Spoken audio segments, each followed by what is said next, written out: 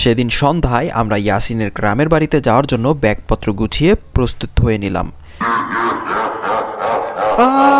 পিছনে ফিরেই দেখতে পেলাম একজন মধ্যবয়স্ক ভ্যানওয়ালা দাঁড়িয়ে রয়েছে, অথচ একটু আগেও তাকে আমরা দেখতে পাইনি। আমি কাল রাইতে এত পরিশ্রম কইরা তোমাদের জন্য এত এত পিঠা পুলি বানাইছি, এখন সকালে উঠে দেখি একটা পিঠাও আমার পাতিলের মধ্যে না। 2001 সালের কথা।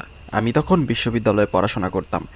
বিশ্ববিদ্যালয়ে পড়াকালীন সময়ে আমার দুজন খুব ঘনিষ্ঠ বন্ধু ছিল, ইয়াসিন ও আরাফাত। আমরা 3 বন্ধু এতই ঘনিষ্ঠ ছিলাম, আমাদের ঘনিষ্ঠতা দেখে সবাই মনে করত আমরা 3 ভাই। এভাবে দেখতে দেখতে আমাদের বিশ্ববিদ্যালয়ের পরীক্ষা প্রায় শেষ হয়ে গেল।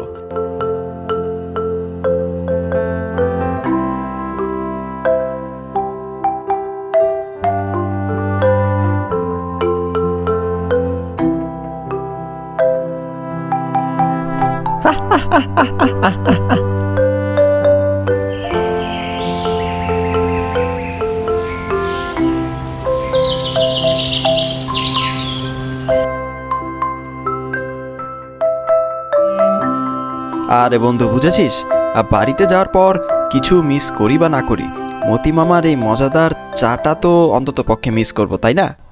আমার তো যখন ইচ্ছে হবে তখনই মতি মামার চায়ের দোকানে চলে আসবো চা খেতে। মানে তুই কি বলছিস এগুলো? আরে তোরা এমন ভাবে চমকে গেলি, আমি মনে হয় চিনভূত উড়ে উড়ে চলে আসবো মতি মামার দোকানে। এটা তো সহজ ব্যাপার, গ্রাম থেকে গাড়ি নিয়ে চলে আসবো মামার দোকানে চা খেতে। তোমরা 3 বন্ধু কি এখন বাড়ি চলে যাচ্ছ? এই তো মামা, চলে যাব কয়েকদিনের মধ্যেই, আর তোমাকে জ্বালাতে আসবো না। আচ্ছা চল না, বাড়ি যাওয়ার আগে আমরা 3 বন্ধু কোথাও একটা ঘুরে আসি। ঠিক বলেছিস, তোরা না বলেছিলি আমার গ্রামের বাড়িতে যাবি?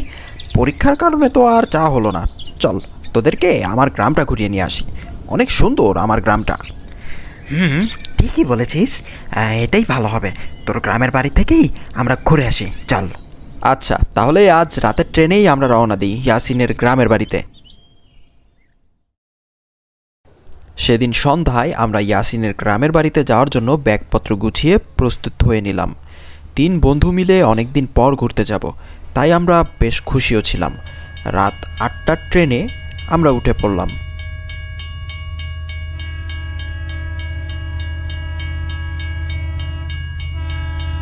যখন আমরা ইয়াসিনের গ্রামের বাড়ি স্টেশনে পৌঁছালাম, তখন ঘড়িতে দেখতে পেলাম রাত 10টা বেজে গেছে। স্টেশনে শুধু আমরা 3 জনই ছিলাম। চারদিক একদম নিরিবিলি এবং শুনশান। একটু ভয় ভয় লাগছিল আমাদের। স্টেশনে তো কাউকেই দেখতে পাচ্ছি না, রিক্সা ভ্যানও নেই। এখন আমরা কিভাবে যাব তোর গ্রামে? এমন যে হবে তা তো বুঝতে পারি নাই, আগে জানলে সকালেই আসতাম। ভয় পাওয়ার কিছু নেই, চল সামনে যাই, নিশ্চয়ই কোনো ভ্যান বা রিক্সা পাওয়া যাবে। তারপর আমরা 3 বন্ধু মিলে হাঁটা শুরু করলাম। হাঁটতে হাঁটতে একসময় আমার চোখে পড়ল যে পেছনে আরাফাত নেই। আমি বেশ ভয় পেয়ে গিয়েছিলাম। এই, আরাফাত কোথায় গেল রে? ওনা আমাদের পেছনেই ছিল।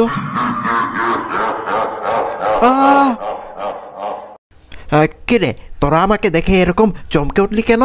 মহিন বলল তুই নাকি পেছনে নেই, তাই আমরা ভয় পেয়ে গিয়েছিলাম। এই, একদম ফালতু কথা বলবি না। আমি কি অশরীরী যে হঠাৎ করে উধাও হয়ে যাব? আর মহিন তো স্টেশনে আসার পর থেকেই বাচ্চাদের মতন ভয় পাচ্ছে, তাই এরকম অদ্ভুত কথাবার্তা বলছে। আর পিছনে ফিরে দেখ, একজন ভ্যানওয়ালা আমাদের জন্য অপেক্ষা করছে। পিছনে ফিরেই দেখতে পেলাম একজন মধ্যবয়স্ক ভ্যানওয়ালা দাঁড়িয়ে রয়েছে, অথচ একটু আগেও তাকে আমরা দেখতে পাইনি। এই যে চাচা, শুনতে পাচ্ছেন? আমাদের একটু রাজাপুর নামিয়ে দিয়ে আসতে পারবেন? রাজাপুর খানবাড়ির দিকে যাব। হ্যাঁ, নেমো না কেন তোমাদের? তোমাদের নিব বলেই তো ভ্যান নিয়ে দাঁড়িয়ে আসি।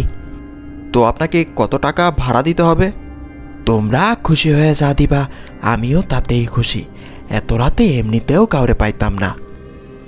ভ্যানওয়ালার কথায় খুশি হয়ে আমরা ভ্যানে উঠে পড়লাম।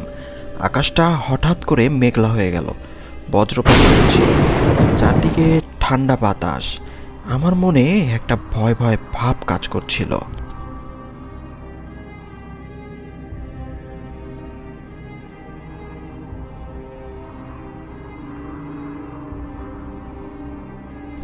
বাড়ি এসে পড়েছি। এবার তোমরা নামো। আমরা ভ্যান থেকে নামতেই চাচাকে দেখলাম বাড়ির বাইরে বের হয়ে আসতে। কিরে ভাতিজা, তোরা এত রাতে কি করে এলি? আমি তো ভাবলাম আজ রাতটা তোদের মনে হয় রেল স্টেশনেই কাটাতে হবে। না চাচা, আমাদের ভাগ্যটা খুবই ভালো। রেল স্টেশনে একটা ভ্যানওয়ালাকে পেয়ে গিয়েছিলাম। এই ভ্যান দিয়ে আমরা মাত্র এসে পৌঁছালাম। ভ্যান গাড়ি? আমাদের গ্রামে তো সন্ধ্যার পর রিক্সা ভ্যান কিছুই চলে না। তোরা ভ্যান গাড়ি কোথায় পেলি? এই তো পেছনেই তো উনি। এই ভ্যান গাড়িটা কোথায় উধাও হয়ে গেল? আরে এইখানেই তো ছিল। আর ভ্যান ভাড়া না নিয়ে হুট করে কোথায় চলে যাবে? আরে এত অবাক হওয়ার কি আছে? আমরা চাচার সাথে কথা বলার সময় মনে হয় উনি ভ্যান নিয়ে তাড়াহুড়া করে চলে গেছে। এমনিতেও অনেক রাত। হ্যাঁ, অনেক রাত হয়ে গেছে। তোমরা ভ্যানওয়ালার কথা বাদ দিয়ে এখন ঘরে চলে এসো।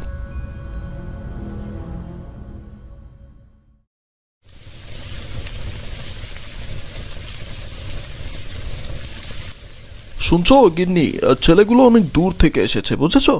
একটু ভালো করে রান্না বান্না করো, আর ওরা হাত মুখ ধুতে যাচ্ছে, তুমি একটু খাবার দাবার বেড়ে দিও। এই তো শেষ, তুমি যাও, আমি কাম শেষ করে আইতাছি। তুমি একটু দেখে নিও, ছেলেগুলো শহর থেকে এসেছে তো, ওদের যেন তেমন কোনো অসুবিধে না হয়। শহরের ফুলাফাই গ্রামের পিঠা পুলি তো মনে হয় সোহেও দেখে নাই। তাদের জন্য কয়েক জাতের মজার মজার পিঠা বানাইতেছি। সকালে নাস্তা করবো না? আচ্ছা ঠিক আছে, তাহলে তুমি কাজগুলো শেষ করে তাড়াতাড়ি ঘুমাতে আসো, অনেক রাত হয়ে গেছে।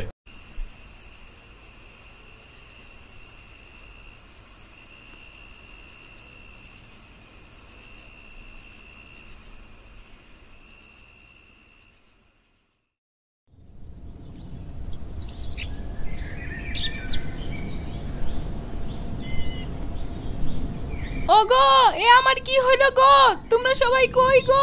কি হলো কাকি, আপনি হঠাৎ এরকম ভাবে চিৎকার করলেন কেন?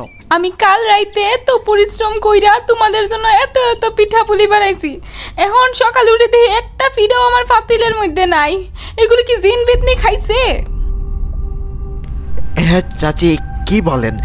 জিন পেতনি খাবে কেন? দেখেন, রাতে গায়ে চট্টর এসে আপনার পিঠা খেয়ে হয়তো চলে গেছে। রাত করে এত পিঠা বানিয়েছো, খারাপ নজর লাগছে। কত করে কইলাম রাতে এত পিঠা বানিও না।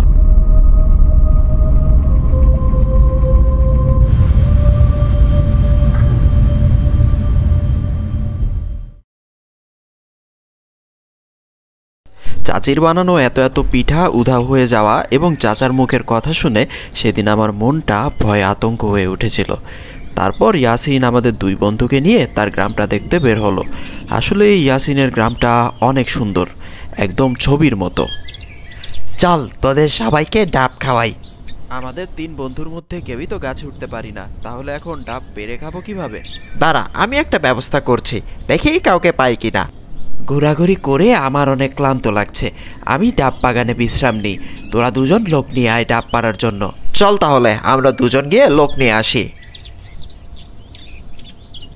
কিছুক্ষণ যাওয়ার পরে ইয়াসিন আমাকে বলে, দোস্ত, আরাফাত বেচারাটা বাগানে একা বসে রয়েছে, ওর শরীরটা মনে হয় ভালো না, তুই বরং চলে যা, আমি একাই লোক নিয়ে আসতে পারবো। বাগানে আসতেই আমি দেখতে পেলাম